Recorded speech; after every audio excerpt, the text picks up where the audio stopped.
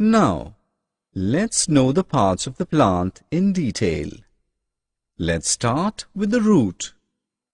The root is the non-green part of the plant which grows under the ground.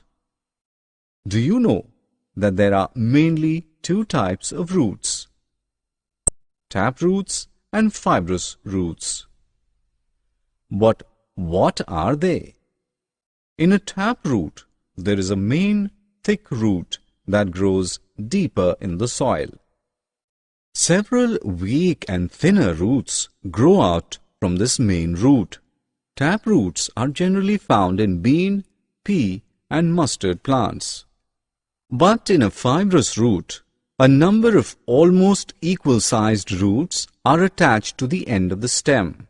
That is, there is no main root like tap root. This kind of roots is present in grass and wheat.